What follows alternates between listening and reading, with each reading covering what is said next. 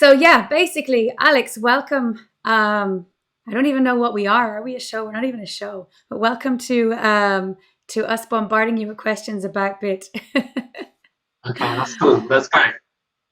Do you I'm want to tell excited. us a little bit about where you are? I mean, we're literally on the other side of the planet, practically, right? I've just got up Mm. out of bed, and you're probably just finished your day. Almost. I Okay. am two-thirds through my day. My name's Alexander. I live in Australia, in Perth, which is in the Western Australia state, so on the western side. Yeah, I think we're like 8 hours ahead of you guys. Um, Most people don't know about us when they think Australia. They just think Sydney, Melbourne. No one thinks about the West Coast outside of Australia, even though it's like, I would argue, even more beautiful. So I work for a company called Climate Clever, and we help schools, homes, and businesses reduce their carbon footprint, save money on utilities. And recently we've started working with governments to sort of help them understand their community impacts as well. Cool. I have to agree with you on the Perth thing. I spent a month traveling Perth, and I chose Perth instead of the East Coast to get away from all the Irish who are always on the East Coast. And I was like, no, I want to be where all the Australians are. So yeah, it's a beautiful Yeah, place.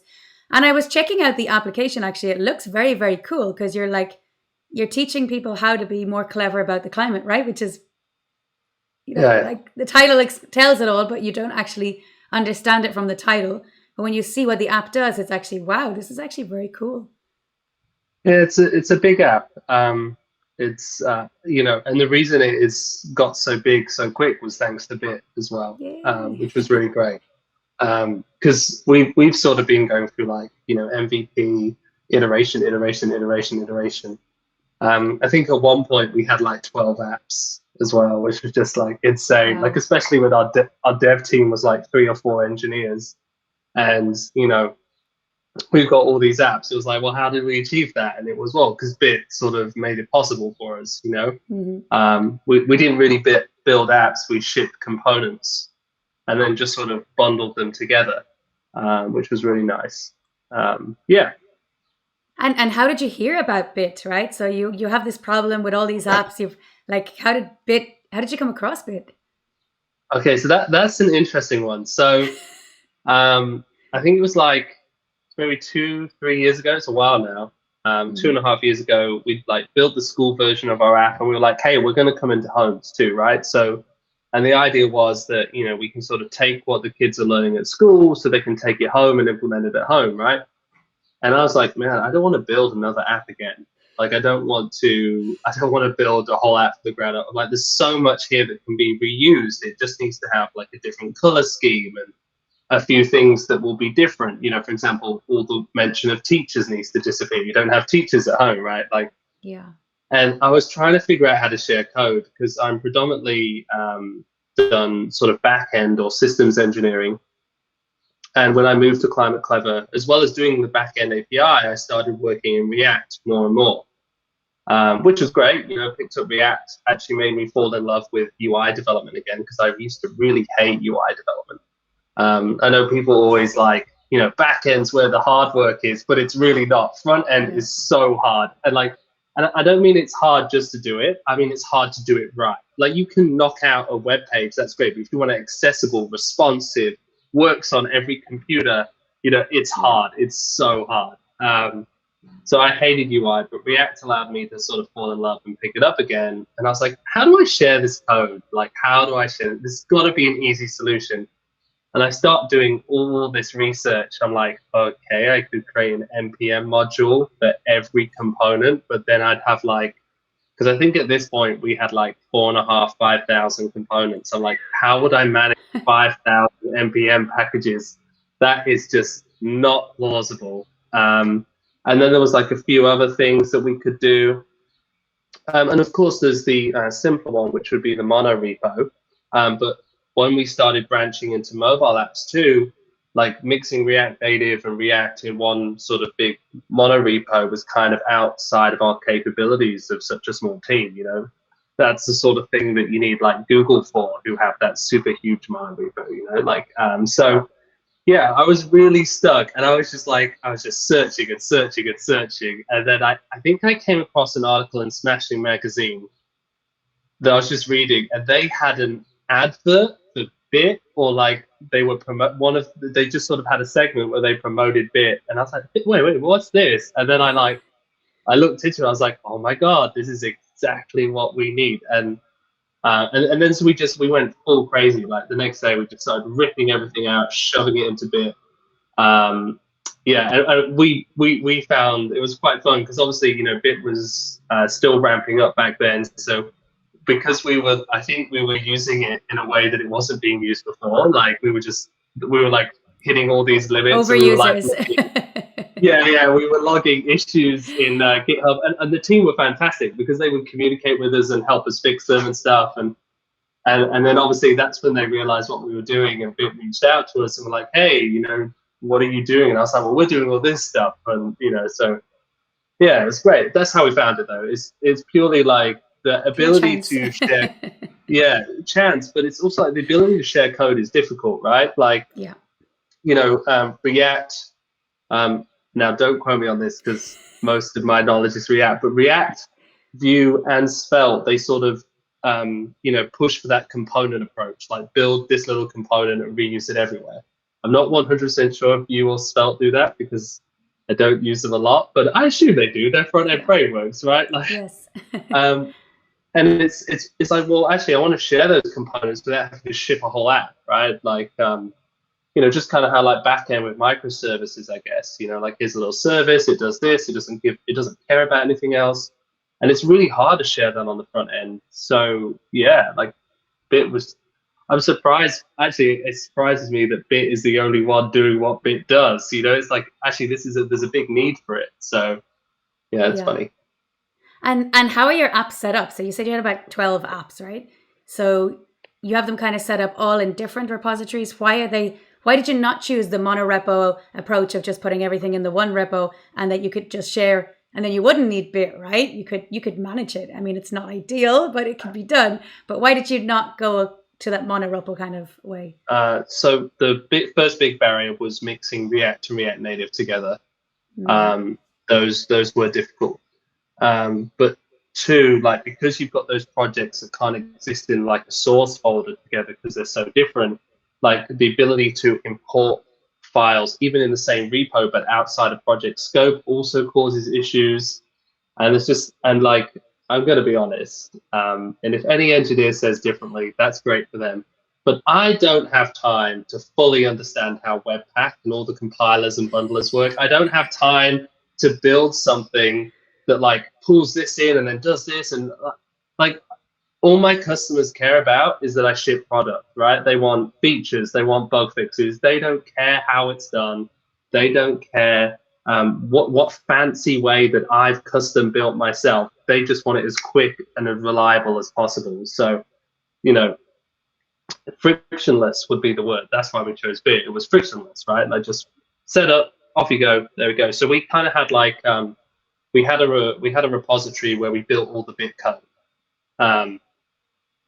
which was our main testing and development repository. And we built all our components in there. And for us, components weren't just UI, they were also like encapsulation of logic as well. So you could have like networking components, data components that weren't doing anything in terms of UI rendering, but wrapping components in these data or networking components would flush their children with data or networking abilities, which would be pretty cool. So we just tested every component in isolation and then just uploaded it to Bit. And then obviously in each app would have its own repository.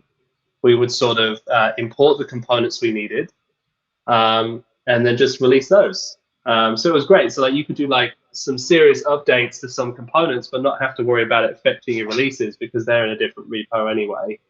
And they're using their version of the components that they're most happy with at the moment. It was very nice and then we'd like put some of those components together to make bigger components, then export that into Bit as well. I think I'm pretty sure at one point we had like maybe 5,500 components in Bit. Like it was pretty extensive, and we weren't just sharing it between web apps, we were sharing it between mobile apps as well. So we deliberately chose React and React Native because then we could share a lot of the data code, the networking code, all the formatting helpers. Like obviously we had to rebuild the UI for React Native because it works differently. But yeah, everything else was shared. It was great. It was just like, oh, they just chuck that in, chuck that in, chuck that in, off you go. I think so. Like within a year, we went from like 1 to 2 apps to like 12 apps. It was Wow. pretty mad with such a small team as well. And it really stuck by that philosophy for me as well, in terms of like, if you build a component, like if I build this button, right, like that button should work. You shouldn't care what's in the rest of the web page. Like the logic to make it work should just be in that button. Like nothing outside should affect it. It should just work no matter where I put it. And the same thing can be said for anything. Like if I've got a bit of networking code, it should just work. So it was really great to just be able to, every time you're working on a component, not think about the outside world. I make this component work well by itself. I test this component by itself. It was great. It was good fun. And you mentioned like 5,000 components, right? Now, you mentioned that to a developer, that you've got 5,000 components. Don't build any components because we've got 5,000. And they're just going to go, how on earth would I know what component you have or where to find things, right? So how did you find working with so many components, or your team working with so many? Did you have difficulties in trying to discover them, and how did it work for you? It was a little tricky to get used to start with. I mean, look, I know a load of people out there are like, hey, just use Bootstrap, use Tailwind, and then you've got all those base components you don't have to think about. But like, obviously, we're a specific product. We need to build components that are ours. So it doesn't matter that, they'll affect my code in a certain way. So we had no choice but to build all the base components too. But it wasn't too bad, actually, because the thing is, when Bit tells you every component this component is based on, so it's easy to find the other components. Bit lays them out in a very easy to understand way. You can search for your components as well, and it worked with our documentation. So we documented components so they would document themselves in Bit and in Storybook. So we use Storybook quite a bit too. And those two just worked hand in hand with each other, which was really nice. So, like if you want to look for a base component, that'll be in the components collection because it's a button or it's an input field. And then we just split our app up into sort of business logic, right? So like the measure section of the app, all components that aren't generic but are very specific to measure are in there. All components to do with the action are in there. All components to do with the audit are in there. All components to do with networking are there, and all components, so like a simple search, you just use your brain, I guess. Like a simple search and just sort of organizing them into collections was really easy, right? And combine that with good documentation. When I was a younger developer, I'd be like, oh, who wastes time writing documentation?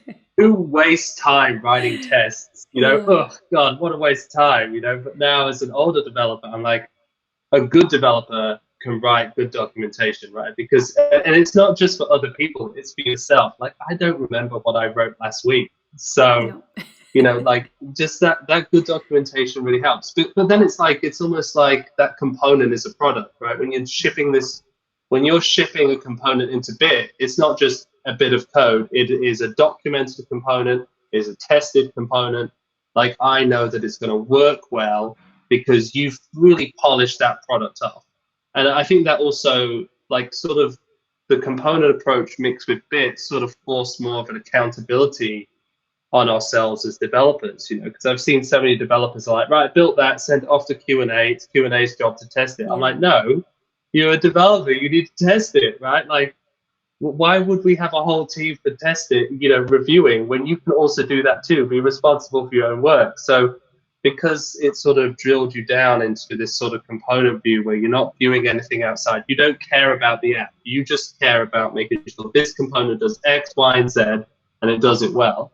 It's like, well, document it, test it, so, and because of that documentation, because of the organization sort of Bit presented, it really sort of made it easy to find And it was like, oh, great, I want to build this component. Well, I need these basic inputs. Well, I'll go look in the components collection. Hey, look, we've already done a drop down. We've already done a checkbox. We've already done an input field and a button. I'll take those. Okay, then I need this. Oh, I need some networking. Oh, look, we've already got the hook here that gets all the action plans. In that goes, so yeah, it's almost like, your first step in developing a new component was looking through our collection, seeing what was there, and importing the stuff you needed. Yeah, it was good. It was good fun. And it's So not kind confusing of at all. a different way of thinking though, right? Because you said you split it up into like the networking components, so it's split up by functionality or by, right? Normally we kind of split things up by application, right? And Yeah. your developers have to now think different and go, hang on, this is going to be reused maybe in, you're not thinking in apps anymore, right? You're thinking in a functionality. Was that difficult to help to get people to do?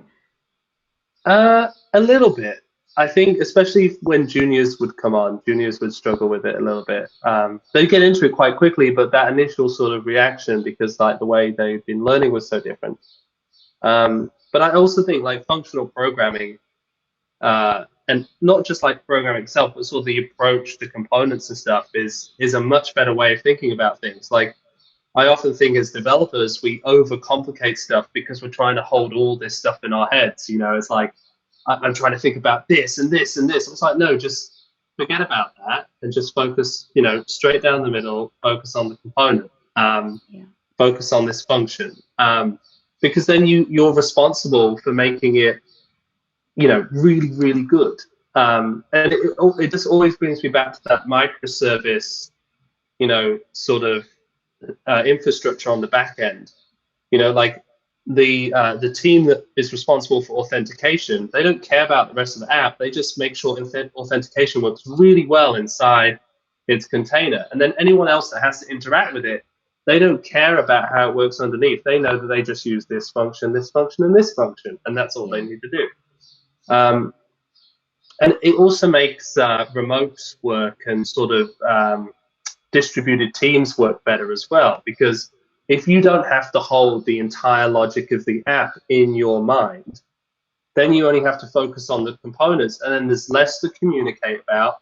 There's less things to have meetings about. Yeah. There's less things to do planning about, because it's actually a smaller part of the key. It's like building Lego, right? You just build your few bricks, I'll build my bricks, and someone else will put them together.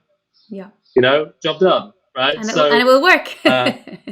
Yeah, and it will work. Yeah, that's it. It just works. But yeah, I think, look, I mean, I'm still a relatively new programmer. I've only been programming for 10 years, so it's not like I've been around since the early 2000s, rocking some of the old school methods.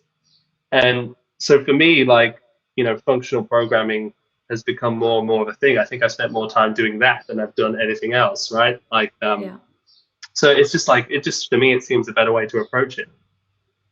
It's simple. Yeah. But we just don't like simplicity, do we? We like to complicate our lives, and we like to think about the final picture, right? And we're like, but hang on, I need to see why this here and how this works with this. And it's like trying to think in components in isolation is something we're not used to doing, right? Because we build in React or we build in Vue, and we build with the page component as our first component where we visualize things. So we're used to having to see all our components together, and therefore we're used to like having to think about them all together. I don't like that approach. It gives me headaches. I think there's a really good example. I remember when I was early on in my career, I was building this mobile app that was using geological data, and I was like, I was speaking to the senior developer who looked after all the backend infrastructure, and I was like, oh, can we just have an endpoint that does this? And he was like, oh, it's not as simple as that, because I have to build all this, this, and this, and this. And I'm like, well, couldn't we just plug in these 4 services and then we would have it working? These external services that do all this. And he's like, no, we can't trust that. We need to build it all from ourselves from the ground up. And I was like, why? Like, if someone else has done it really well and really great job, why would we waste time doing that? Like, let's just ship product. And it's almost like the same thing in Bit. Don't worry about rebuilding anything. Let other people focus on the components that they're good at, You focus on what you're good at, and then we'll just stick it all together. It's the same sort of approach, and I like it. It's easier. Like, it's easier to plan as well. Like, it's not just that. Like, if I think about, so as a CTO, like, I also am responsible for like all the planning and all the sort of big picture thinking in terms of what we're working on and how it's going to work. And it's so much easier just to go, right, okay, well, we're building this feature, let's break it down into components. There's a task, there's a task, there's a task, there's a task, there's a task. Now leave me alone. It's like, it makes planning easier too. It's just, it fits better into asynchronous work, I think, component approach. Yeah. I think it's just something that's not taught to people, right? And all these, like, there's a lot of new developers coming through boot camps, etc., and they're taught thinking in apps, so they're not coming into the world thinking about in components and breaking things down. I think that's where we're going wrong in helping people learn it from the start and think in components from the start, as opposed to, here's an app, how do you build that app, right? Because that's what you do, right, in a boot camp. Yeah, don't think about that. Think about each little function at a time. I mean, I think there's also a resistance from some developers. They're like, oh no, the monolithic app is the best way to go, or this is the best way to go, or we should still be using jQuery. And not that those are all valid approaches, because they are still valid. But it's like, look, chances are, as a developer, you're not working on a small personal project. You're working on a large application that's got 5,000 to 5,000 developers working on it, or maybe you're working on open source, which has hundreds of developers working on it. It's a huge application, right? Like, it's not feasible, I think, anymore to, build those sort of things in this big sort of monolithic approach, right? Like, split it up, like, because it makes it easier for everyone. It's not just about, making it easier to code. Like, it's also about making it easier to work on as a team.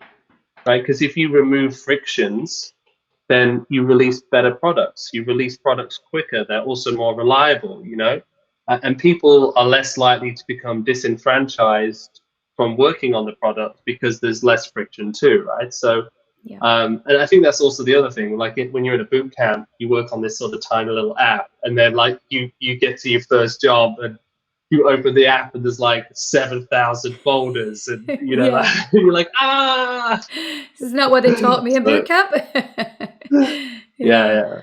which is funny, and I see that time and time again. And one of the big problems that I had in previous jobs was, like, you don't want to use the other developers' code because you don't trust their code, right? And they're going to break it, and they make changes, right? When everything's in the same, folder, the mono repo kind of style approach. So everything's in the same folder, and you're using this component in various applications, and then they make one change to it, but they don't actually know where that component is used across other applications, so they don't realize they're breaking someone else, and then they break them, and then your application is now broken. So how did you have that problems at all? How did Bit solve that problem for you? Yeah, so we definitely had that problem. So when we started using Bit as well, we weren't using TypeScript. I mean, we have completed the change over to TypeScript now, which has also solved some of those issues. But Bit's versioning was great. Like, you make an update to a component, it updates the version number, so then other apps can still keep using an older version of the component, and your update doesn't break it. I think a really good example of like why that's important, it's kind of like, so when you're using an API and they do a new version of the API, and instead the version updates the entire API, so you either use version 1 or version 2, and it's like, well, if I jump to version 2, everything changes, and I just want this one thing to change rather than everything. So it's really great when you find an API that just versions the endpoints. Which version of the endpoint do you want? Do you want version 1, 2, 3, 4? And it's the same thing with this. Rather than versioning the entire app, we just version all the little components, so you can pick and choose which versions you need. And then obviously you can sort of deprecate or delete older versions as you go. or still support some, because I'm sure there's times when you're like, I don't want people using version 1 or version 2 anymore. They've got Yeah. serious bugs in them, So yeah, it was great. That was really easy, and the fact that Bit sort of just handles that all for you, like that's all. Like like from memory, it was just like one npm command, another npm command, and then it was all done. Yeah. Or if I was feeling dicey, I might go into one of the apps and just update all the packages at once and see see what would break. Oh, I think it'll be fine. Let's just update them all. So that was fun too. But yeah, no, the versioning really helps. Because also like designs change for components, right? Too. So sometimes they can be quite significant. But at the same time, it's still the same component, same functionality, just looks different. So it's also nice to sort of be able to link those between Figma as well, which now seems to become like the design standard Yes. tool. Like I still remember, I'm like, I've rigged back my Sketch and Zeppelin, and now everything's Figma. Yeah. But yes, but it's nice to be able to link those two as well, so you can sort of see the progress. Yeah. Yeah. Having the Figma right inside the documentation of the component, just like it just helps so much. Yeah, sort of bridging that gap between developers and designers, Yeah. Because I think notoriously sometimes that bridge can be quite broken. But the truth is design and development need to join forces, mostly so we can gang up on marketing and not let them push through changes that we don't like. Yeah. But yeah, it's just nice to sort of bridge those gaps and bring them closer together, because there needs to be more sort of communication. Yeah, it's easier for project managers as well to kind of like make sure that that component is exactly how it should look. I've gone through that problem with so many developers who say, yeah, I've made it the same as the design, but it's on a different screen, right? And they only have one screen. So every time they like click between screens, for them it looks the same, but there's obvious like 3 pixels that the designer sees that the developer doesn't see, right? All the time. But I think the thing is, like, so I'm terrible with design, right? So like if I design something, it ends all blue and like perfectly symmetrical, because I'm a typical programmer. But like I understand like the importance of pixel perfect design, because it's super important. Because I also find that customers are more forgiving of bugs and issues or lack of features when the design is good. Yeah. Like also if there's good customer support as well, but that design being good is really important. People are more forgiving if they're in an environment that looks sleek and shiny, which I don't understand the psychology behind that, but it just seems to be the case. So yeah, the pixel perfect design is so important. Yeah, it needs to look good. Yeah. So when you said like, you had loads, you started off with 2 apps, I think you said, and then you ended up with like 12. So at the time, obviously, like building up to 5,000 components obviously took a long time, right? It's safe to say that Bit's not a solution for you to come in and you're going to build those 5,000 components very quickly, and then you'll be able to create loads of applications. Was it a slow process in getting there, and then a fast process once it was all done, or what was your kind of process like? I think it was quite fast. It was very fast, actually, because like obviously using React, a lot of our original first app was broken down into components, and Bit literally just had 1-line commands for going, right, take every component in this folder and add them to Bit. Right, okay, wait a few minutes while it all uploads the first time. Okay, there you go, there's all those components done. Right, that was so like obviously it's time to build the code, but using Bit was so easy and so fast. Like literally the only downside to Bit was every now and then we would make a mistake in what we were uploading, and just being able to delete everything at once, that was the only criticism that I ever had of Bit, that I couldn't just select everything and just go, why? So that's how good Bit was. Like that's the only criticism I could find, is that I could delete everything at once. Like everything else was just so perfect. So yeah, it was like super easy to get it going in Bit. And the thing is, once we had those initial components in Bit, because they were all in there and it was easy to find, it was so easy to start composing the ones that we were missing. I mean, obviously we had to do a little tweak to our networking and data catching code to turn them into components. But yeah, literally once we had that in there, super quick. We bashed out all the other web apps. I remember that one web app we released in like a week because it only had a few more pages, and we created like a theme component that sort of detected what app it was in and would change the styles that were available to the whole internal, any components that were its children. Which meant that components automatically sort of change their appearance based on which app they were in. So like all the different colors would change, all the themes would change. It's really great.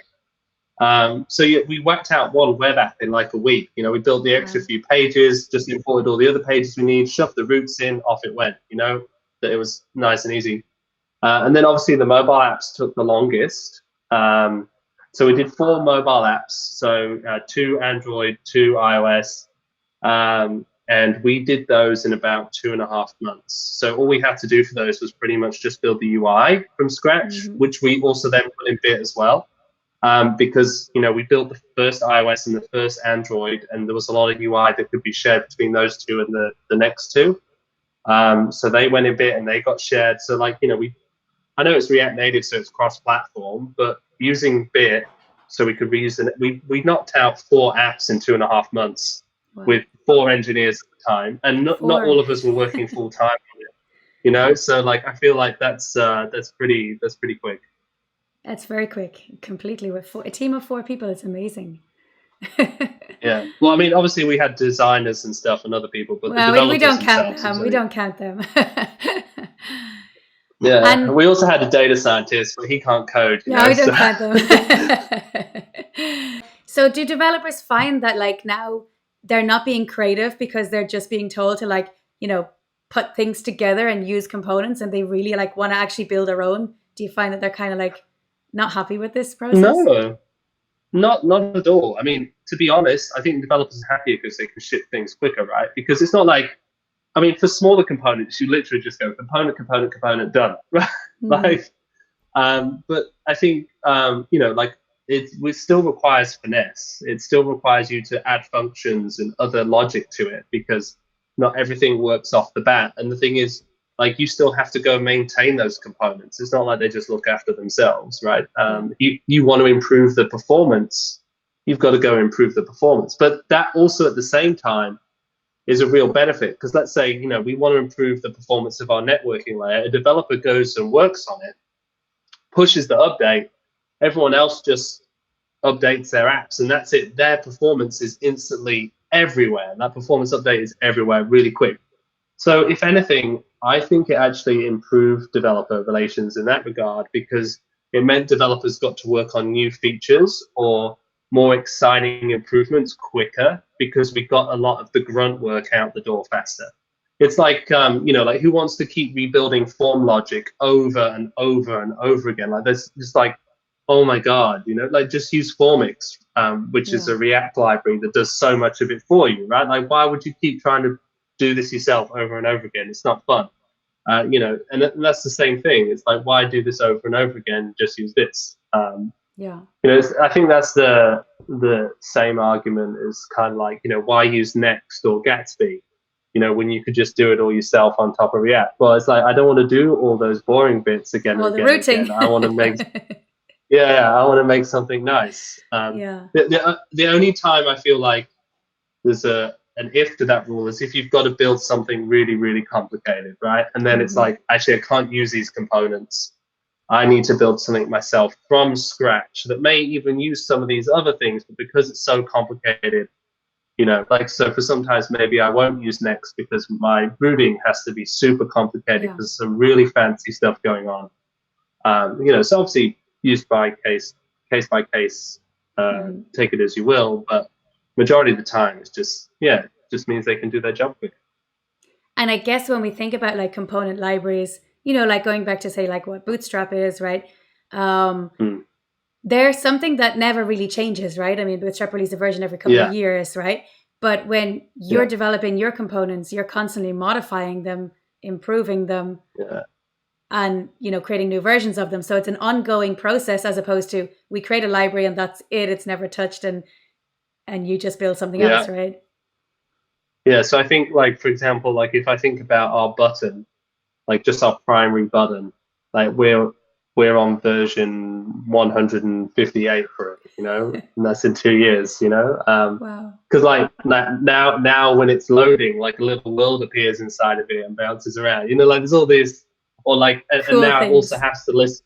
Yeah, it also has to listen to the user preferences. So like when they don't want motion, that animation also doesn't appear.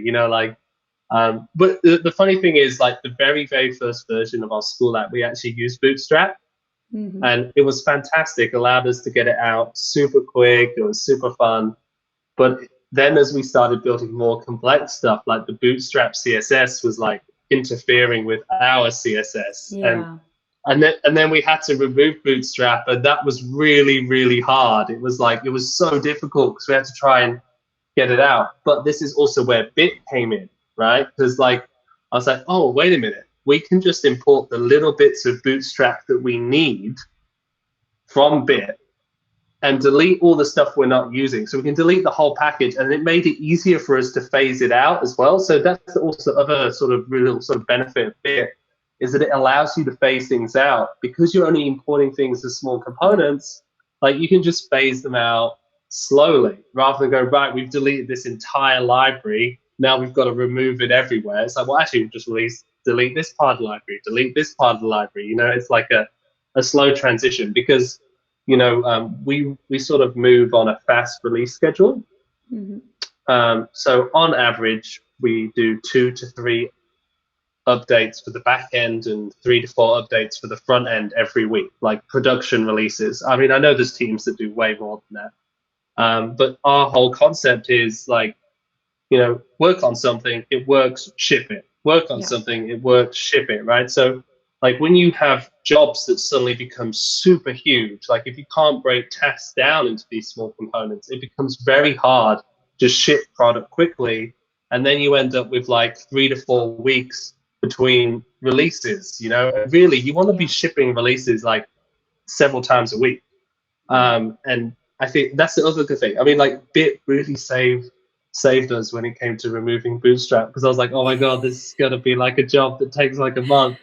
But like I was like, well, actually, we'll just import Bit into the places where we're using it, just the bits that we're using, delete the library, and then we can slowly remove Bit. And I was like, oh wow, this is great.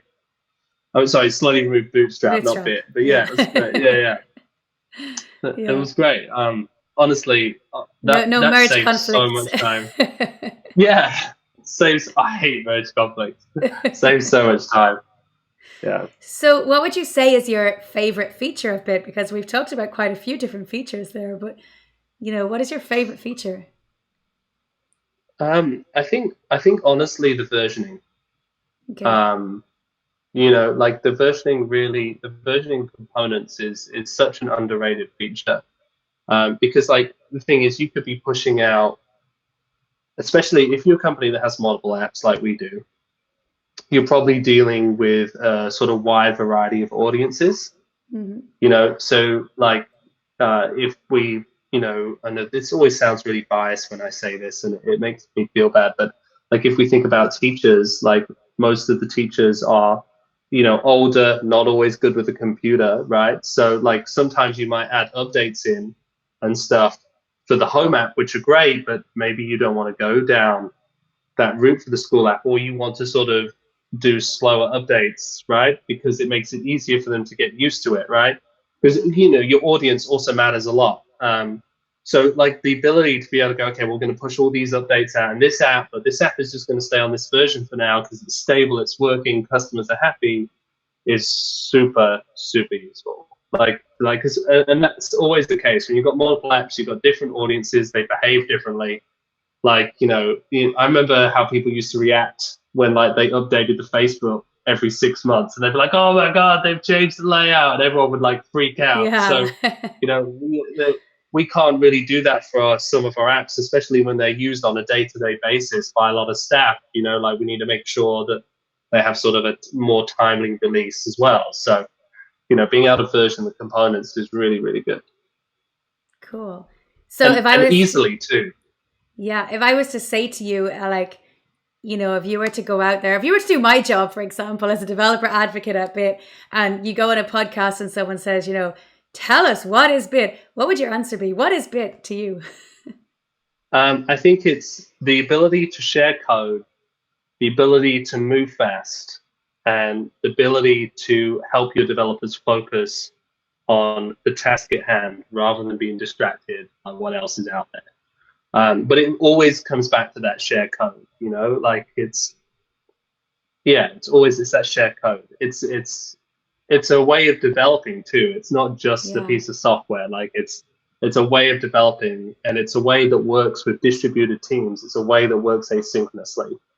You know, like, so my team is distributed, like some of us on the West Coast, some of us on the East Coast. We offer flexible working conditions. So it's a few days in the office, a few days at home. Obviously, at the moment, we've all gone back into lockdown, so we're all at home anyway. But you know, like that ability to have a development process that is very focused on distributed teams, it's great. Like, it's really good, because that's how the world works these days. And I think anyone who thinks it's going to change or go back to how it was is drinking the wrong Kool-Aid, right? Like, you need your systems to work asynchronously, you know. So if you want a platform for sharing code, Bit is the way to go. But if you want a platform for sharing code and sort of forcing a development process on you that is going to help you ship product quicker, help you work with a distributed asynchronous team, then Bit is definitely the way to go. So that kind of leads into my next question. Like, who is Bit for? Who should use Bit?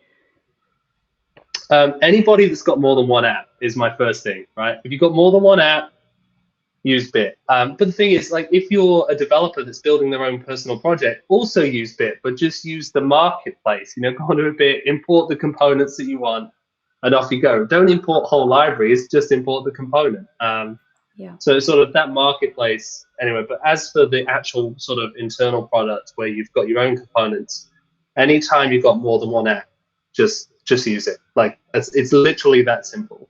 Like, stop wasting time rebuilding code from the ground up all the time.